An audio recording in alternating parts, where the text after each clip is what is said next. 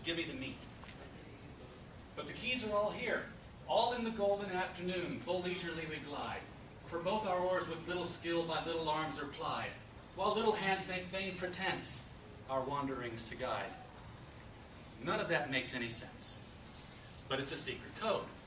And to get to the code, we have to get our mindset in an Alice mindset, which means we should just blow this all away. Just blow it, kids. Oh, you're not the kids. And try to take a little trip down the rabbit hole, down which Alice has been falling for quite some time. My ears and whiskers, how big it is getting.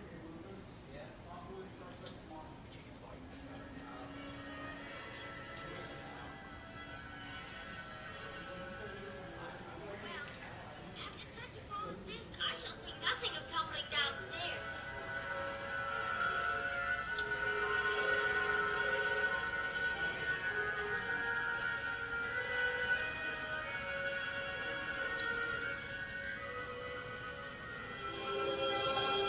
Either this well is very deep, or I've fallen very slowly.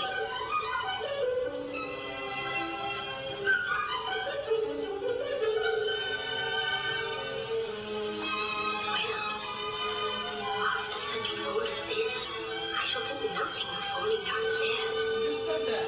How brave they all think me at home. Why, I wouldn't say anything about it even if I fell off the top of the house. I wonder how many miles I've fallen by this time. What if I should fall right through the center of... You'll come out the other side where people walk upside down.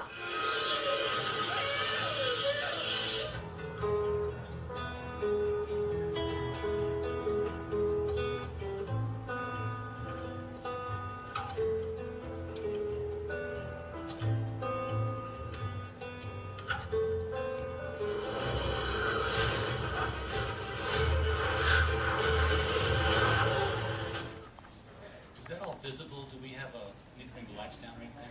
Is that good? So, as I said, it's going to be an informal discussion.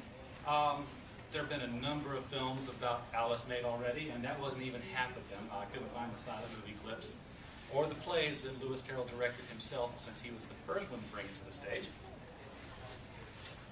But now we should instruction.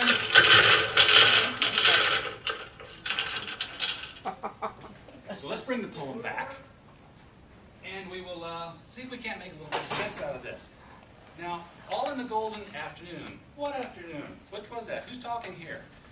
Well, the golden afternoon was July the 4th, 1862. And it was the date of what would become a very historic canoe trip, for lack of a better purpose, led by,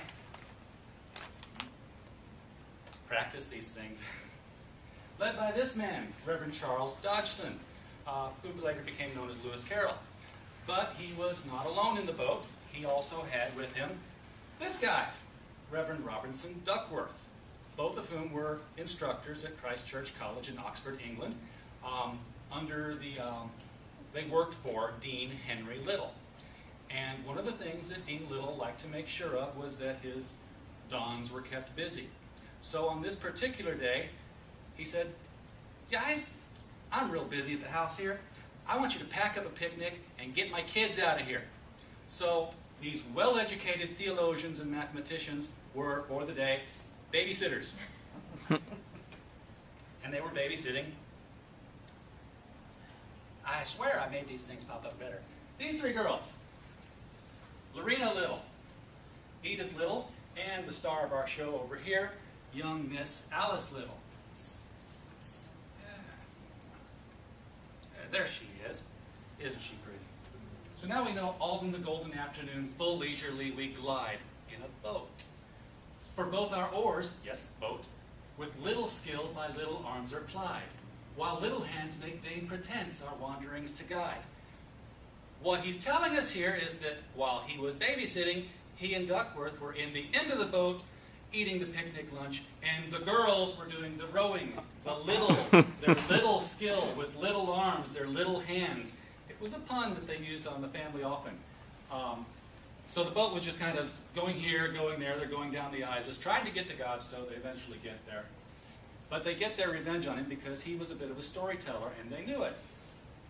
And he was tired. He says, "Ah, cruel three, in such an hour, beneath such dreamy weather, to beg a tale of breath too weak to stir the tiniest feather." He always liked to pretend, "I'm old, leave me alone." Yet what can one poor voice avail against three tongues together? Imperious Prima flashes forth, her edict to begin it. Prima being Larina, the oldest. In gentler tones, Secunda hopes there will be nonsense in it, while Tertia interrupts the tale not more than once a minute. So he's telling Larina, Alice, and Edith the story, and he's giving us a glimpse of their personalities while he's at it. Anon to sudden silence when I'll tell them the story, they shut up. The dream child moving through a land of wonders wild and new, in friendly chat with bird or beast, and half believe it's true. And ever as the story drained the wells of fancy dry, I was running out of ideas to tell these kids, and faintly strove that weary one to put the subject by. The rest next time.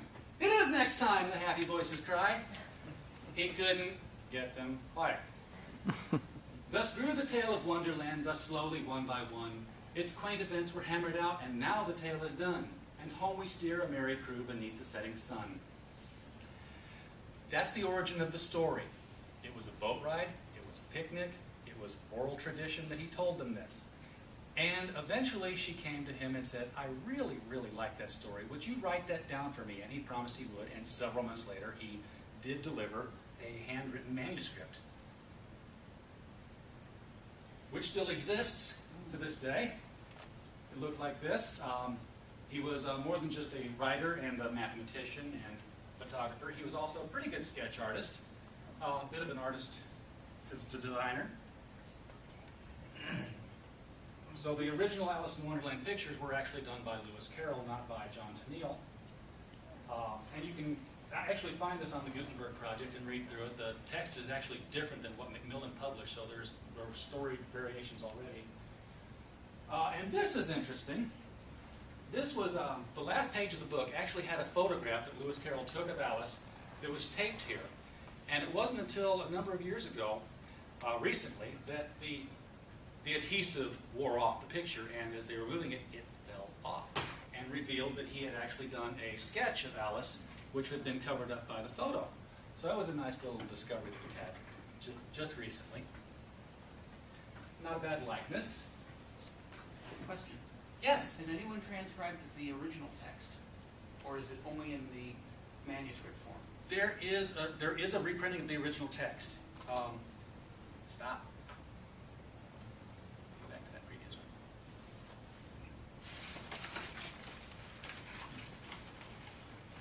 There we go.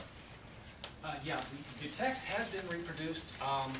If you look for Alice's Adventures Underground, that was the original title, you can find that. I don't know if they've mimeographed the handwriting or if they've just redone the text, but I wouldn't be surprised if they've done the handwriting either. But I have read the original text, which I got at the Belleville Library, so I know they have a copy up there. Any other questions? I mean, pop in anytime. Now, yes? Whereabouts is that book? Narrated, the original. The original? It's still in England. It's probably at, I don't know the name of the museum, but it's definitely kept in Oxford under glass. So you could go see it. There's just one copy? Yeah, he only hand wrote one copy. He didn't print them out on his Word, on MS Word and send them out to people in email. He had one handwritten, hand-drawn copy, manually illuminated, and it was a gift. And he actually had to go back to her and say, "Can I have my book back for a little bit, because this guy wants to make a publishing thing out of it. I'll give it back, I promise." So it's the Hargreaves family she married into the Hargreaves. The Hargreaves family has donated that, and it's in her estate. So it's no longer his property, it was hers. Yes? Did you say the story itself was like a story that he was just Making it up on the fly. Oh, wow. As he went. And it was actually based on the little girl, or he just put her name in there? You're getting ahead of me now. Okay. You're getting ahead of me. He put a lot of stuff in there. One of the things you'll see when you read the book is he's got a lot of nonsense poetry in there. And while that's cute and everything,